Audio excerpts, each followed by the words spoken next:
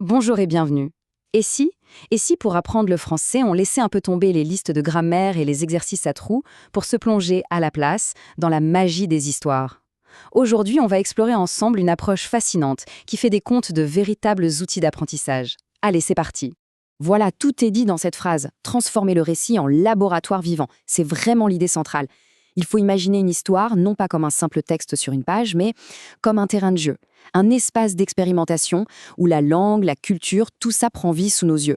Un endroit où on peut observer, toucher, analyser. C'est cette image-là qui va nous guider.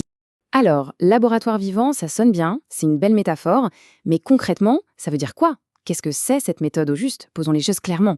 Le mot le plus important ici, c'est intégrer. On ne parle pas juste de lire une histoire pour améliorer son vocabulaire, non, non. C'est bien plus complet. C'est une méthode qui va solliciter l'apprenant sur tous les fronts. La langue, bien sûr, mais aussi sa capacité à réfléchir, à découvrir une autre culture et même à ressentir des émotions. C'est un apprentissage à 360 degrés en quelque sorte. Et en termes de compétences linguistiques, eh bien, on vise tout. Pas seulement comprendre ce qu'on lit ou ce qu'on entend, mais aussi être capable de s'exprimer, à l'oral comme à l'écrit. Être capable de discuter de l'histoire, d'interagir, et même de faire ce qu'on appelle la médiation, c'est-à-dire être capable de raconter, de résumer, d'expliquer l'histoire à quelqu'un d'autre. Bref, on active absolument. On pourrait croire que tout ça, c'est juste une belle idée, un peu intuitive, mais en fait, pas du tout. Si cette méthode est si efficace, ce n'est pas par hasard. Il y a une vraie science derrière cette magie. Et regardez ça, c'est fascinant. Le plaisir et l'émotion ne sont pas juste des petits plus sympathiques, ce sont les moteurs principaux. À eux deux, ils représentent 80% de l'efficacité du processus. Quand on est captivé, quand on ressent quelque chose, notre cerveau est beaucoup, beaucoup plus réceptif. Il n'est plus en train de subir un cours, il est activement en quête de sens. C'est ça, la fameuse motivation intrinsèque. Et donc, cette approche, elle repose sur des bases très solides, reconnues en pédagogie. Elle fait appel à plusieurs sens, elle pousse à l'échange, à la collaboration autour du récit, et surtout, elle permet d'adapter les activités à chaque apprenant selon son niveau. Ce n'est pas une formule magique, c'est juste de la science de l'éducation bien appliquée. Et puis, il y a un bénéfice qui va bien au-delà de la grammaire ou du vocabulaire. C'est peut-être même le plus important. En se plongeant dans des contes de différentes cultures francophones, on n'apprend pas seulement des mots, on apprend à voir le monde à travers d'autres yeux. On développe une compétence interculturelle, une ouverture d'esprit qui est juste essentielle aujourd'hui. D'accord, donc on a vu le pourquoi ça marche. C'est logique, c'est prouvé. Mais maintenant, la question, c'est comment? Comment est-ce qu'on transforme une histoire, n'importe quelle histoire, en cet outil d'apprentissage si riche? En fait, tout est dans la manière de la regarder.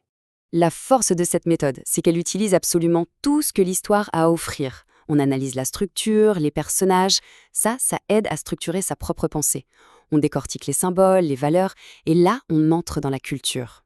Le vocabulaire, la grammaire, ils ne sont plus dans une liste, ils sont vivants, en contexte, donc beaucoup plus faciles à retenir. Et bien sûr, il y a l'émotion qui vient ancrer tout ça profondément dans la mémoire. Et c'est là que c'est vraiment brillant. L'approche joue sur deux tableaux en même temps. D'un côté, il y a l'apprentissage implicite, on s'imprègne de la langue naturellement, juste en écoutant, en lisant, sans même y penser. Et de l'autre, l'apprentissage explicite, là on fait une pause, on analyse une phrase, on regarde un point de grammaire précis. On a vraiment le meilleur des deux mondes. Bon, il est temps de rassembler toutes les pièces du puzzle. On a vu les ingrédients, la science derrière, alors revenons à notre image du début, celle du laboratoire vivant, pour voir comment tout ça s'assemble pour créer une expérience d'apprentissage vraiment unique. Alors voilà, la recette secrète. On commence toujours par le plaisir de l'histoire. C'est l'ingrédient de base, indispensable. On y ajoute une bonne dose d'engagement émotionnel pour vraiment captiver l'esprit. On mélange le tout avec une analyse intelligente et structurée de la langue. Et le résultat, c'est un apprentissage global, parce qu'il touche à tout. Actif, parce qu'on n'est pas passif, et surtout durable, parce que ce qu'on apprend avec plaisir et émotion, on ne l'oublie jamais. Finalement, la question n'est plus vraiment de savoir si cette méthode fonctionne. La vraie question, c'est quelle histoire va ouvrir les portes de son propre laboratoire de langue et de culture? La réponse est là, quelque part, attendant simplement qu'on tourne la première page.